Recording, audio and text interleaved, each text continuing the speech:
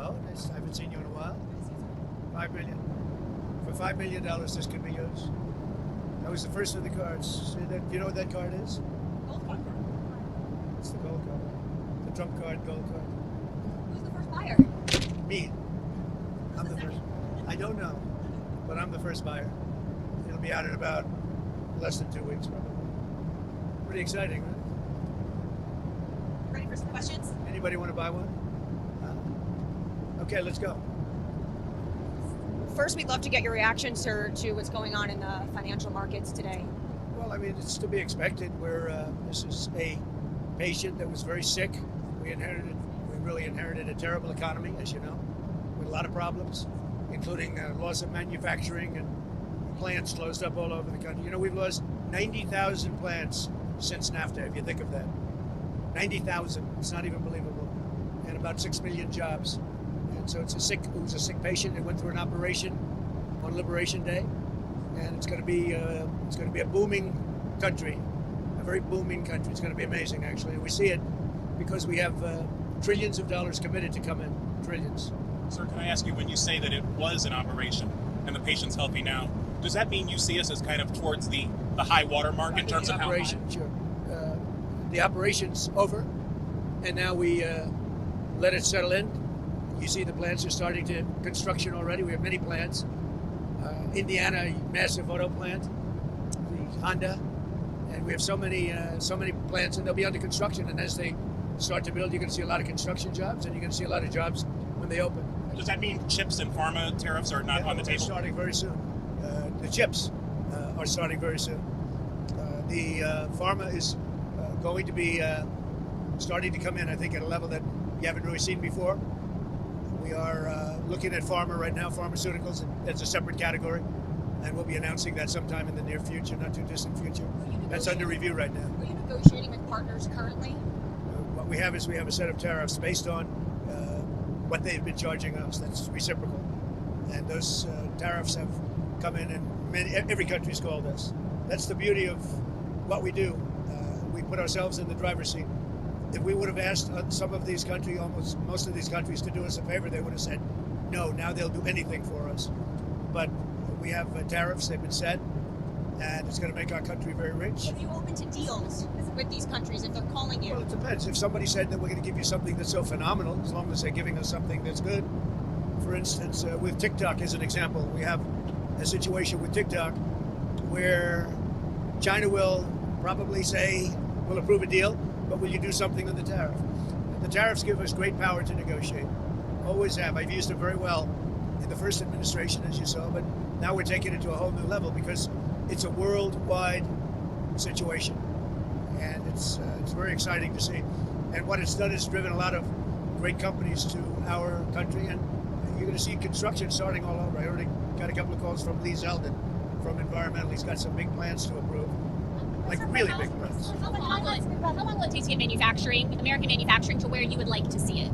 Well, let's say it's a 2-year process. You know, they start a plant and they're big plants. We're giving them approval to also, in many cases, to build the electric facility with it. So you have electric generation and the plant, and they're big plants. Now, the good news is a lot of money for them, and they can build them fast, but they're still very big plants. So I'd always say it would take a year and a half to 2 years. Mr. President, I'm curious. They've already started some of them. Have you been following the New York City mayor's race? And specifically, Andrew Cuomo is now the front runner, according to the polls. How do you feel about that? Do you think you could have a good relationship with the mayor, Andrew Cuomo? Well, I've always gotten along with him. We had our ins and outs a little bit. We did a great job for him. Remember, we built the convention center rooms for him. He didn't use them, unfortunately. And we sent the Mercy ship. We sent the really magnificent hospital ship, and they didn't use it. But we always had a pretty good relationship. You going to make an endorsement in that race? Well, it's not something I'm thinking about yet. Is he thinking about running? Yeah. On Russia, Ukraine, there's a Russian envoy in town for some meetings. Can you give us an update on how that's going? We do. We have an envoy from Russia. We're talking about it. We'd like to see that stop as soon as possible because thousands of people are being killed a week. Soldiers, mostly soldiers, and Ukrainian soldiers and Russian soldiers. And you're losing 2,000, 3,000 sometimes a week. So we're spearheading the drive to get it done. Europe has not been successful in dealing with President Putin, but I think I will be successful. So I want to ask you about the NSC. How many staffers were let go and why? Your National Security Council. How many staffers? There were some. Always, we're going to let go of people that we don't like, or people that we don't think can do the job, or people that may have loyalties to somebody else. You'll always have that. So you mentioned at Yahoo recently, Israel has now talked about staying in Gaza, doing long-term occupation. Has anything changed in regard to the U.S. Gaza-Israel plans? I spoke to him today, as a matter of fact, and I think he's going to be coming to our country sometime in the not too distant future, maybe next week. And we'll speak about Israel, and we'll speak about what's going on. That's another thing we'd like to get solved, and I think we will get it solved. But Sir, I think he very well may be coming next month. Benjamin Netanyahu. Sir, can I follow up on your earlier comment about TikTok? You said that the Chinese might be willing to agree to approve that sale in exchange for tariff relief. Is that something that you've floated to them, or you've heard from them, or? No, I'm just using that as an example. Let's say we had a problem with TikTok, and let's say China wasn't going to approve. We could use tariffs in order to get it approved. You give them something in return. What's the update on the deal negotiations for We have TikTok? we're very close to a deal with a very good group of people for TikTok. Is it multiple investors? Just Multiple. And then do the last minute bids kind of throw things into disarray for you, or do you have your strategy completely locked up on who's going to Which last minute? Which? on acquiring TikTok? No, I think that China maybe will call and say, well, we're upset with the tariffs, and maybe they want to get something a little bit in order to get TikTok approved. Who knows? I have no knowledge of that, but that's the kind of thing as well. Can you give us any update on the Palestinian relocation plan? Are we talking to any countries? We're going to try and solve the Gaza problem. It's been a problem for many years, for many, many decades. It's been a big problem. I've met with, as you know, a lot of the hostages. It's a terrible situation. But if you notice, hostages are being released now, and that's happened only since I got involved. So we have hostages being released, quite a few, actually. You're still committed to the relocation? I'd like to get as many hostages as we can.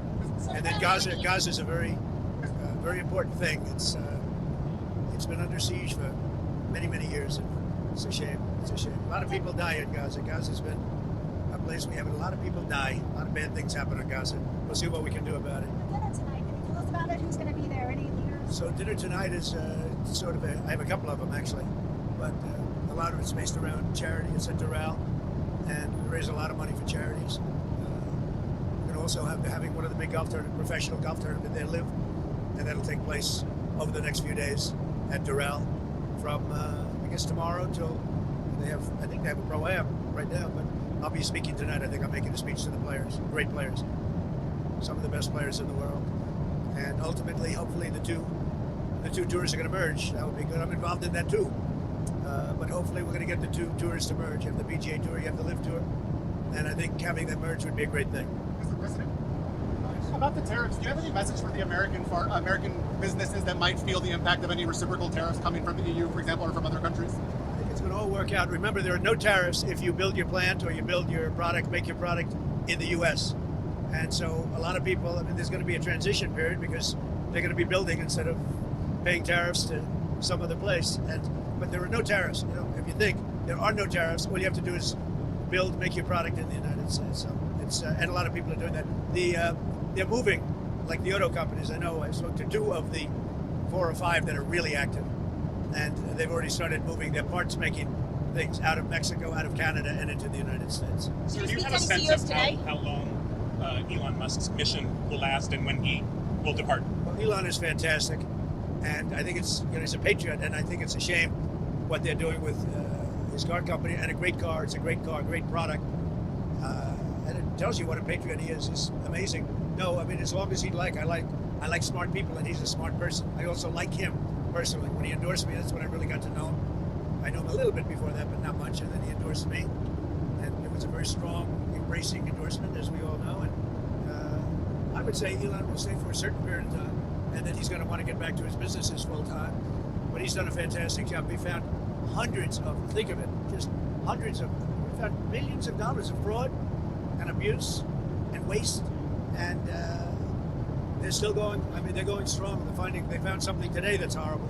It's horrible. So what they found, well, you'll find out very soon. What they found is incredible, and I give him a lot of credit. He's got some very smart people with him. Do you think he can And finish? they're working very closely with our secretaries and the people that are the heads of. Do you think he can You would finish? appoint him to another position once his 130 days. I think Elon's great, but he also has a company to run, or a number of companies to run. That he can do this, that he can find the time.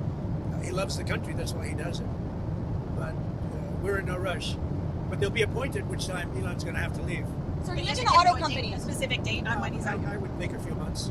Even when Elon leaves and goes back to being CEO, will Doge stick around in some kind of capacity? Yeah, it'll still Doge itself. Yeah, at some point, just so you understand, I don't want to get it wrong. I want Elon to stay as long as possible. Number one, I like him. Number two, he's doing a great job. Number three, he is a patriot. That's why he's doing this, and he's it's very costly for him. But so I want him to stay as long as possible. But there'll be a point where he's going to have to leave, and when he does, the secretaries will take totally over, and Doge will stay active.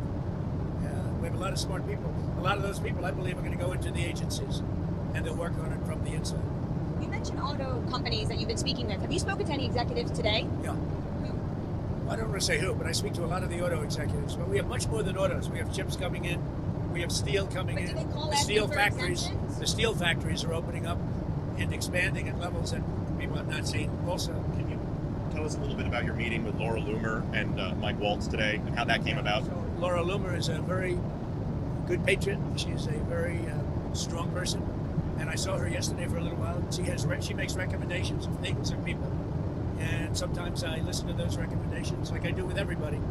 I listen to everybody, and then I make a decision. But I saw her yesterday. She was at the ceremony, and she'll always have something to say. Usually very constructive. What did she recommend?